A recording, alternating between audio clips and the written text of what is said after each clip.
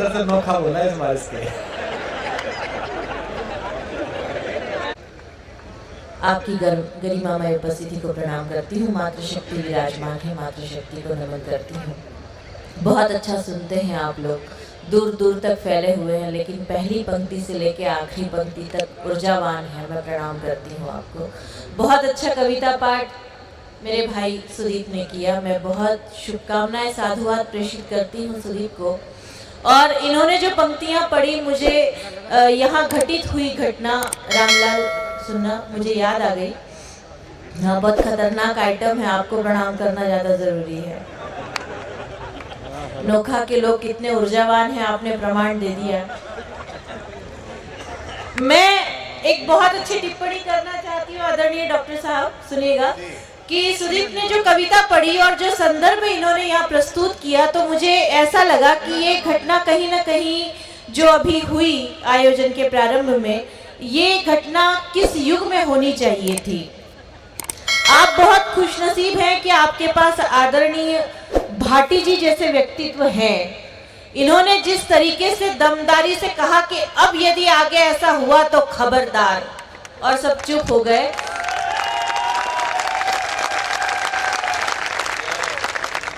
तालियों की टिप्पणी ये नहीं है, बात पूरी सुनिएगा। और यदि आपका ऐसा लगे कि इस माहौल में मैंने बहुत सही टिप्पणी की है, तो यहाँ से वहां तक तालियों की गड़गड़ाहट मुझ तक पहुंचनी चाहिए।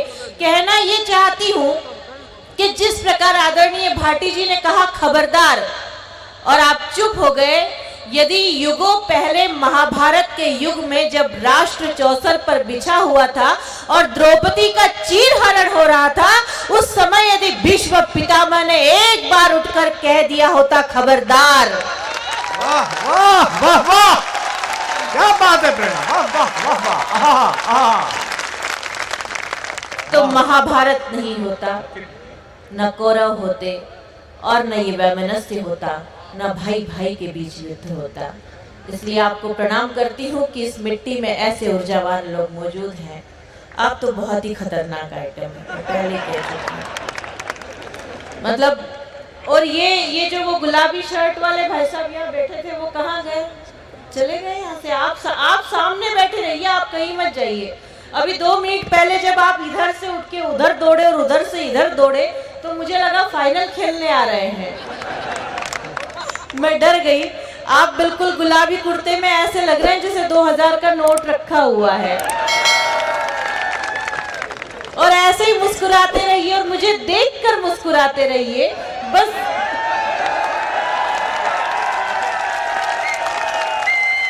वाह भाई जवाहर साहब, पहली बार कामयाब हुआ प्रोग्राम।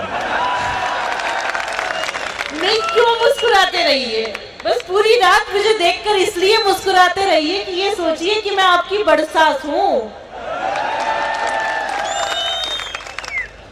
बढ़िया। आदरणीय डॉक्टर साहब और मुझ में एक समानता है। पिछले 20 साल से ना तो इनकी सुंदरता में कोई कमी आई, ना मेरी सुंदरता में कोई कमी आई। ये कह रहा है कि वहम की कोई दवाई नहीं। आप मत पालना वहम, वाकई कोई दवाई नहीं होती बुद्धि जी, क्योंकि इस कैटेगरी में आप दूर दूर तक नहीं आते। बढ़िया। लेकिन देखिएगा, बहुत ज्यादा गौर से भी मत देखिएगा, क्योंकि देर तक सूरज देखोगे तो अंधे हो जाओगे। हो क्या कर रहे हो? बहुत सारे लोग तो यहाँ चांद हुए पड़े हैं। कई लोगों के माथे पर इस तरीके का चांद चमक रहा है कि ऐसा लगता है कि आहा, कितने नोखा में कितने सारे चांद बैठे हुए हैं। और ये स्थिति किसी पुरुष के जीवन में तभी आती है जब 2 महिलाएं उसके सर पर हाथ फेरती हैं। हो क्या कर रहे हो? वार्ड क्रमांक 13 8 PM हो क्या? राजस्थान में तो कोई भी 8 PM हो सकता है। बहुत अच्छे। तो क्या है कि ये स्थिति तब आती है किसी पुरुष के जीवन में जब 2 महिलाएं उसके सर पर हाथ फेरती हैं, एक उसकी माँ और एक उसकी पत्नी। जब माँ हाथ फेरती है तो गुलाबी नोट बाल बढ़ते हैं, और जब पत्नी हाथ फेरती है तो खतरनाक आइटम ये हालत हो जाती है। ज्यादा है मत करो। बहुत सारे लोग ऐसे बैठे हैं जिन्हें देखकर लगता है कि पूरे मोहल्ले की महिलाओं ने हाथ फेर रखा है।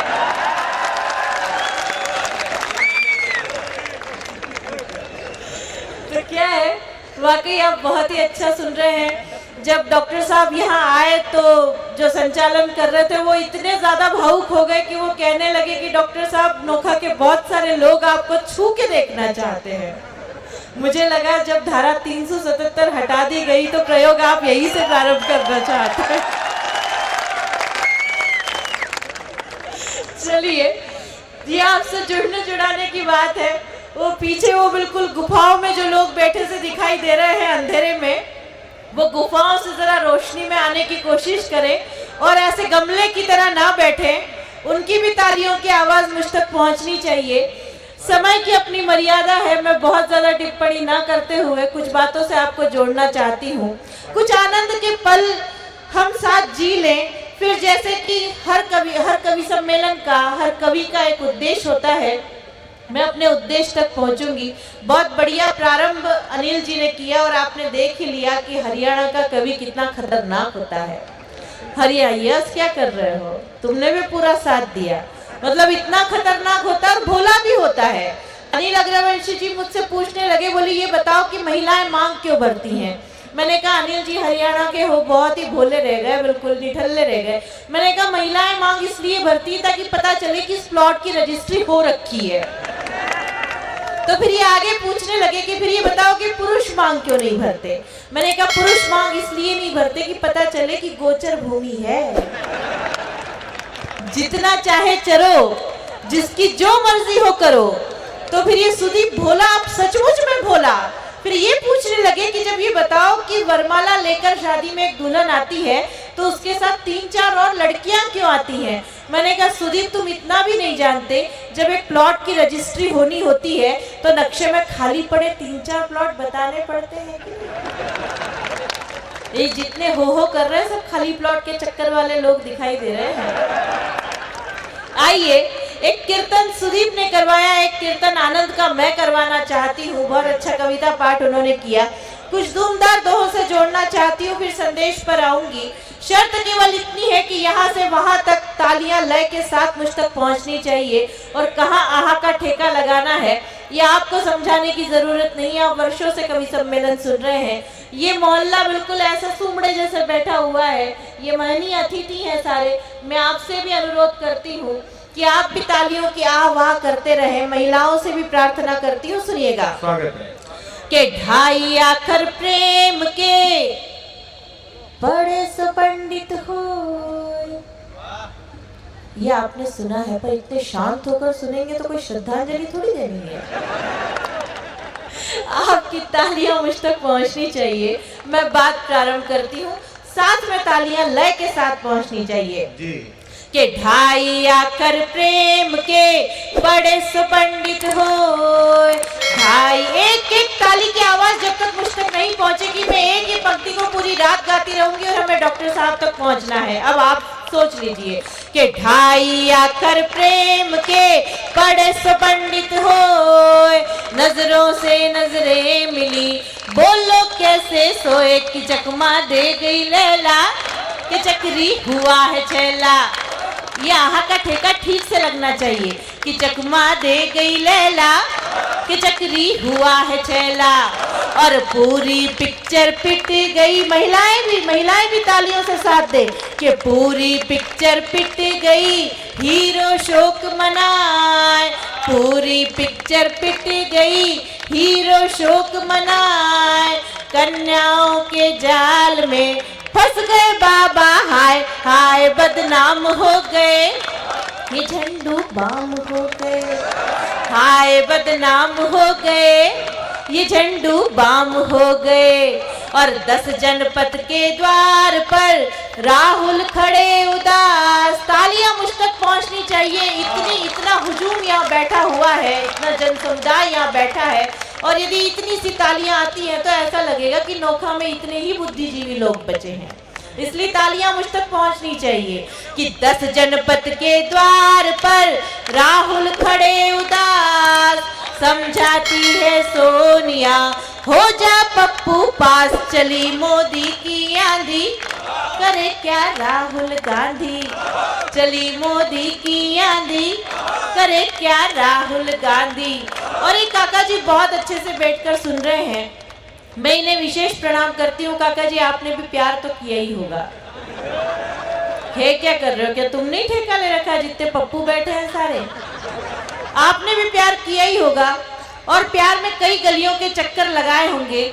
नोखा के तो बुजुर्ग भी बहुत ऊर्जावान है साहब। मुझे एक बुजुर्ग मिल गए, काका जी मिल गए। मैंने इनसे पूछा, मैंने कहा काका जी आपके समय में जब मिलने मिलाने का अवसर नहीं दिया जाता था, काकी से आप कैसे मिलते थे?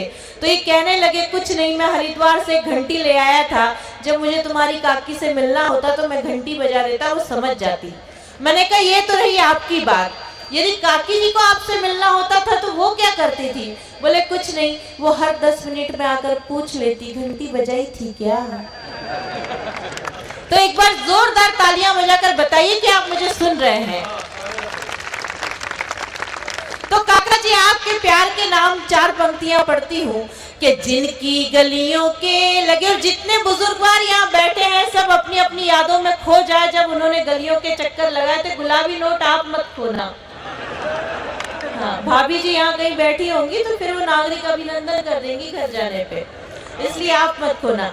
कि जिनकी गलियों के लगे चक्कर रोज हजार, तालियों से साथ मिलना चाहिए। कि जिनकी गलियों के लगे चक्कर रोज हजार, हाय औरों के साथ में हो गई वो तो फरार, जतन से जिसको फांसा वो लड़की दे गई झांसा। जब झांसा दे गई तो दे गई। नोखा के लोग इतने शानदार लग रहे हैं कि एक गई दूसरी आएगी। हाँ तो वही हो पप्पू। लेकिन जब वही लड़की 3-4 साल बाद किसी मेले या उत्सव में आकर मिलती है तो परिणाम क्या होता है सुनिएगा।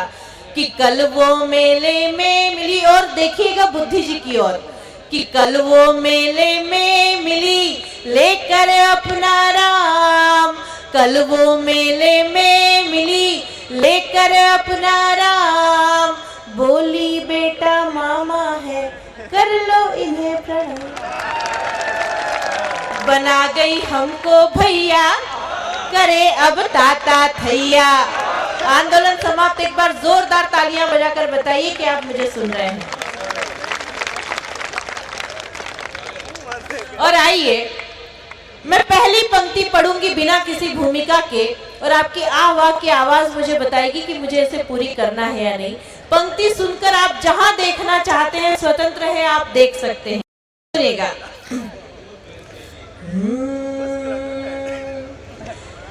केजरी ये झाड़ू वाला, करने से काम नहीं चलेगा। एक बार दोनों हाथ हवा में लहराते हुए तालियां बजाकर बताइए तो मैं प्रारंभ होना चाहती हूँ। सुनिए और अब तालियों से साथ दीजिए। केजरी ये झाड़ू वाला करता है गड़बड़ झाला, केजरी ये झाड़ू वाला करता है गड़बड़ झाला, केजरी ने ले ली सबकी जान, हाय रे समस्या की दुकान, केजरी ये झाड़ू वाला। तालियों से साथ दीजिएगा। केजरी ये झाड़ू वाला करता है गड़बड़ झाला, केजरी ने ले ली सबकी जान, हाय रे समस्या की दुकान। आया है देखो कैसे मोदी पे वार लेके, आया है देखो कैसे मोदी पे वार लेके, बिहारी लालू जी की अखियों का प्यार लेके, धरने पे बैठे ये तो दिल्ली सरकार लेके, धरने पे बैठे ये तो दिल्ली सरकार लेके, चिल्लाए अन्ना वाला लगता गिरगिट की खाला, चिल्लाए अन्ना वाला लगता गिरगिट की खाला, गिरगिट ने ले ली सबकी जान, हाय रे समस्या की दुकान, केजरी ये झाड़ू वाला करता है गड़बड़ झाला, केजरी ने ले ली सबकी जान। एक बार जोरदार तालियां बजाइए और मुझे आदेश दीजिए कि मैं अपने संदेश की ओर पहुंचूं। बहुत अच्छा कविता पाठ अनिल जी ने किया, सुदीप ने किया, बुद्धि जी बैठे हैं और रमेश जी बैठे हैं। आदरणीय डॉक्टर साहब की उपस्थिति हमारे बीच है और हमें वीर रस की पूरी पाठशाला की ओर चलना है, आदरणीय वेदव्रत जी की ओर। आइए 4 पंक्तियां पढ़ना चाहती हूँ, मुझे बताइएगा कि मुझे इस तेवर में बात करनी है या नहीं करनी है। यदि मेरी पहली पंक्ति आपने स्वीकार कर ली तो मैं आगे पढ़ूंगी। सत्ताएं बनती हैं, बदल जाती हैं, मुद्दे वही रह जाते हैं। मैं कुछ 2-3 सुझाव आपके बीच रखना चाहती हूं और मेरा दावा है कि मेरा सुझाव आपकी समझ में आ गया तो हमें किसी भी सत्ता के भरोसे रहने की आवश्यकता नहीं पड़ेगी। राम जी के मंदिर के निर्माण का मुद्दा आपका मुद्दा, हमारा मुद्दा, हम सब का मुद्दा। मित्रों, नोखा की इस पवित्र धरती पर जहां खबरदार की आवाज उठाने की हिम्मत किसी भीष्म पितामह की होती है, तब मैं ये पंक्तियां आपके बीच निवेदन करना चाहती हूँ, इस विश्वास के साथ कि आपकी समझ में आ गई तो इस सदन में बैठा एक एक व्यक्ति राम जी के मंदिर का निर्माण कर सकता है। कैसे कर सकता है? पंक्तियां सुनिएगा, सुनिए कि राम जी के मंदिर का निर्माण चाहिए तो मेरा एक छोटा सा सुझाव मान जाइए। राम जी के मंदिर का निर्माण चाहिए तो मेरा एक छोटा सा सुझाव मान जाइए। सत्य व अहिंसा से मिलेगा ना अधिकार, सच सत्य धर्म युद्ध को रचाइए। तो एक बार बनकर खुद रामावतार, सुझाव सुनिएगा और हाथ खोलिएगा कि एक बार बनकर खुद रामावतार, आधुनिक जिंदा सारे रावण जलाइए और राम का विरोधी कोई शेष न बचेगा यहाँ। फिर जहाँ चाहे वहाँ मंदिर बनाइए, फिर जहाँ चाहे वहाँ। एक बार दोनों हाथ हवा में लहराते हुए मेरे साथ जय जय श्री राम का नाद कीजिए। जय जय श्री राम। अभी भी पीछे की पंक्ति में बैठे हुए लोगों के हाथ नहीं खुले हैं, मैं आह्वान करना चाहती हूँ। जय जय श्री राम, जय जय श्री राम। आइए पंक्तियां निवेदन करती हूँ कि इटली की मेम चली घूमने को गली गली, देश का प्रधान बनने की सोच रही है। इटली की मेम चली घूमने को गली गली, देश का प्रधान बनने की सोच रही है। जैसे भी हो एक बार अपना ले देश उसे, एक नहीं सपने हजार सोच रही है। तो देश ने विदेशी मान कर ठुकरा दिया, तो देश ने विदेशी मान कर ठुकरा दिया, तो टूटे हुए सपनों के आंसू पोंछ रही है और देशभक्त लोगों पे आरोपों की झड़ी लगा के खीसियानी बिल्ली जैसे खंबा नोच रही है, खीसियानी बिल्ली। और अंतिम क्षण निवेदन करती हूँ, डॉक्टर साहब ने कहा कि जब सैनिक सरहदों पर खड़ा होता है, सुदीप ने भी वही बात कही कि जब सैनिक सरहद पर खड़ा होता है। मित्रों, मैं निवेदन करना चाहती हूँ हमारे देश के प्रधान से, यदि उनके कुछ अच्छे किए हुए कामों का हम पक्ष रखते हैं तो उस परिवार के मुखिया से, इस परिवार के मुखिया से हमारा उत्तरदायित्व बनता है कि होना क्या चाहिए वह मांग भी हम लोग रखें।